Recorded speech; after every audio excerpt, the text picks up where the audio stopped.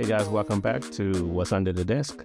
I had a request from our last video, food video, for a special dish from Peru, which is a typical dish that you can find in most homes. And so I'm going to go under the desk and come back up with something. Then we'll move on to the video today.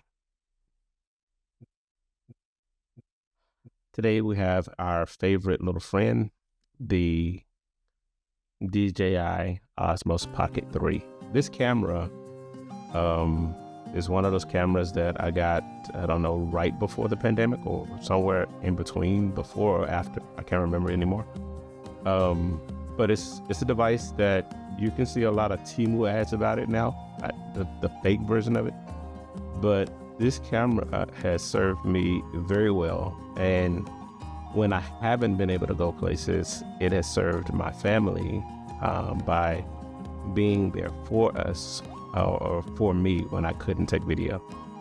And I say that because at some point I'm going to drop our December Machu Picchu trip in a video. And the day before we were to head up to Machu Picchu, I ate something and got terribly ill and didn't get to go and see the site. I had been already twice, maybe even 3 times, but I sent the camera with my son Andrew, and he got to go and record for us.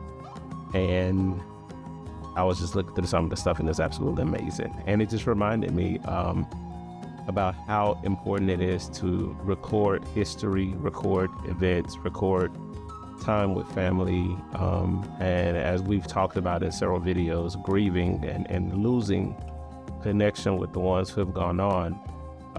I've learned that having some recordings either on the phone or on devices like this can help you breathe life or renew life in those who have already passed. And so today I'm going to be sharing my mother-in-law's Pollo Al Horno recipe, her baked chicken recipe, with 2 major modifications. One, I add 1 extra tablespoon of dark soy sauce in mine, and I use olive oil instead of vegetable oil, which she would use.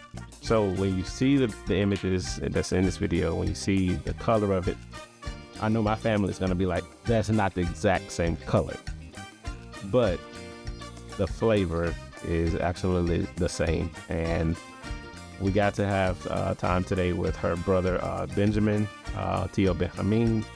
He got to eat lunch with us, and he absolutely enjoyed himself. And we just sat around and not only talked about sports and food and politics and stuff like that, but we even talked about her, which is sometimes hard to talk about as a family who has gone through the process of grieving. And so one of the things I highly recommend you guys do, if you still have your parents or grandparents or the people who you love in your life around, grab the recipes, keep them alive, share them with others. Or if you want to do something special, like what I've been trying to do, is write books representing those recipes and giving them to the next generation. I highly recommend it. Anyway, let's just move on to the video. Hope you guys enjoy it. It's very short. And I say it's very short because to make this dish, all you're doing is waiting on the oven to finish, the vegetables to boil, and the rice to cook. Aside from that, it's literally like maybe 5 minutes of prep, or even 10 minutes total prep of making everything. And so this is one of those dishes that, like, if you want to have somebody over. So you talk to them in the daytime, in the morning, you're out and about, and you say, oh, it'd be great to have you over this evening. You can have them, the entire family. It wouldn't matter. You take 1 chicken or 2 chickens, and you do this process, and you toss it in the oven, and it comes out, and I kid you not, plates will be clean, homes will be devoured, and you will be content with this very delicious Peruvian recipe. One note, I make mention that we're going to have a Russian salad, and I forgot to put this in, but it is actually a Peruvian ideal of a Russian salad, because the general Russian salad doesn't have beets. So, that's one of the things we've learned over the years as my in-laws did their catering business. A typical Russian salad doesn't call for beets, but the Peruvian version of the Russian salad does. Anyway, take care, and you'll hear my voice later on because I'm gonna have to do a little bit of voiceover at the very end. Anyway, see you in a few minutes.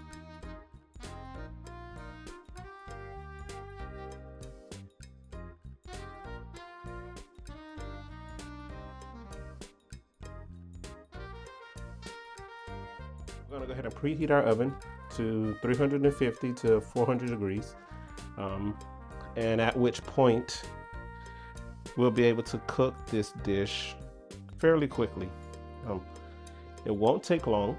It'll probably take somewhere between 35 to 40 minutes till we get our internal temperature on our chicken. We have them cut up in 8 pieces. So that's the breast cut in half, and the legs separated from the thighs. And so first thing you're gonna need, we can get our container so we can measure out our liquids. We'll need one of these. And as far as ingredients, I posted already on Facebook, but you'll need mustard, light soy sauce, dark soy sauce with mushroom flavor, garlic paste, or even powder, you can use powder, red ají, which is a Peruvian ají panca. Let's get that in focus. Ají panca. Olive oil. We can either use olive oil or just regular vegetable oil. Put that in there for you. Those are our wet ingredients, and then we're gonna have cumin, black pepper, and salt. And so we'll go ahead and separate now our wet ingredients, and that way we can have those mixed up well. And basically we're going to use about, for one chicken, we don't need too much soy sauce. The light soy sauce is actually the one that has more salt in it compared to the dark soy sauce. And so we're going to use 3 tablespoons.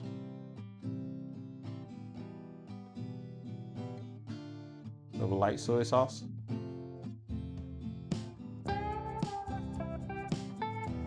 There's 3. 2 of dark soy sauce. So this is the one that has the mushroom flavor, and that's just gonna add the umami that we want. 1, 2. I think my mother-in-law probably used just 1. But yeah, we'll see once the color starts to show later. 2 tablespoons of garlic paste, which will probably be equivalent to about 2 heads of garlic, or dientes or teeth. 1 good tablespoon of mustard,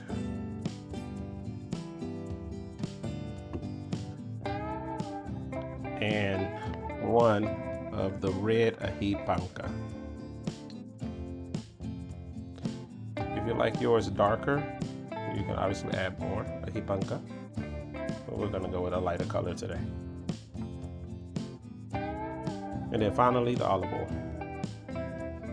I'm using extra virgin, but usually I use just regular vegetable oil. So 1, 2, casi 3, almost 3.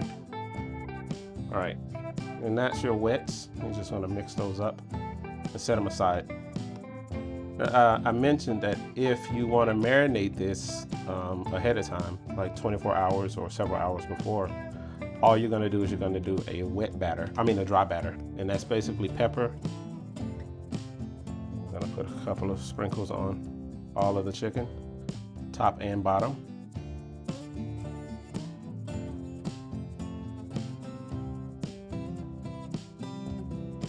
Cumin, cumino. I'm going to get it looking really good. And then salt. We'll just use about a tablespoon and a half. So 1 good sprinkling. Flip all over come over.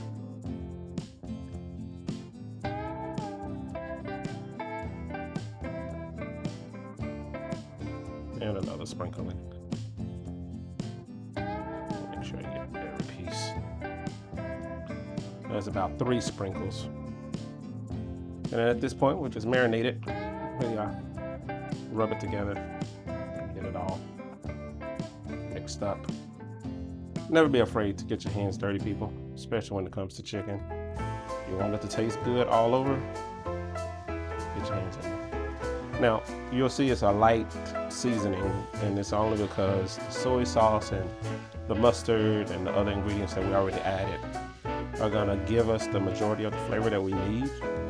And I've mentioned in the post on Facebook, this video, we'll have some side items that go with this. And one of the biggest sides that pleases everybody who's had this dish, either if it's from chicken or turkey, is the sauce that goes with the rice, and that comes from what's rendered from this chicken. So once we've cooked it, we'll pour off the juices from it and use that in fresh mushrooms. My mother-in-law used to use packaged mushroom sauce, powdered mushroom sauce, and she would add it to this liquid and make like a gravy or a sauce. But I like to use fresh mushrooms, and sometimes if the flavor isn't balanced the way I want to, I'll fix it in post. Anyway, so this is pretty much ready to introduce the sauce, and then we can go ahead and throw this in the oven. Like I said, this dish is very simple. The only thing that is complicated is trusting the process. Like, if you can trust the process, you'll learn that, man, you know, something so simple can be so delicious and time saving. That's about it. Like I said in my post on Facebook, if you've been to anyone's home that's, you know, Peruvian, or still have their parents or grandparents, this is one of those dishes that is often, you know, a last minute meal, but it's done so well that it's beloved by a lot of people. And so whenever we have random guests who come over when we're unexpecting that they're going to show up, we have just a little bit of time, we'll put this on, and, you know, you can still feed, you know, 10 to 12 people from one chicken if you don't have some of those repeaters. But yeah, it doesn't take long at all. Anyway, the next thing you'll see is going to be our salad. My wife went ahead and prepped the salad by cutting up the vegetables in cubes and boiling them with a little bit of vinegar to maintain the color and the freshness of it. So here we are.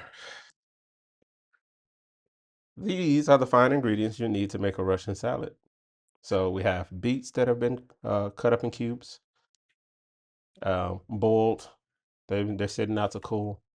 We have our green beans, and we have our carrots, and also just boiled and cubed.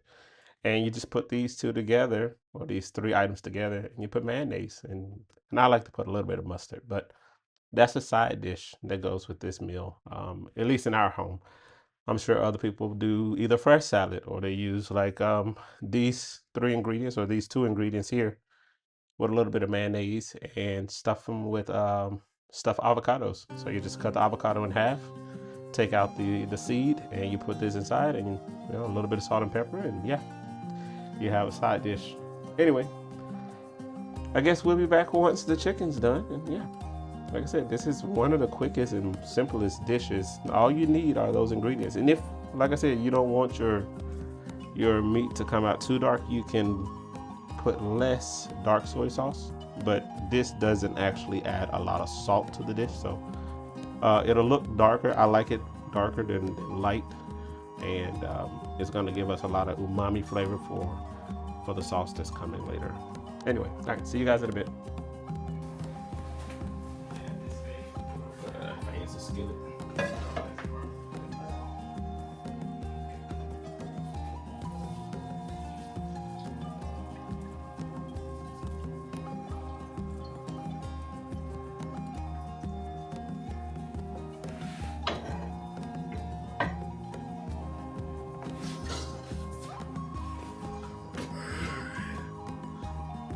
set this to heat.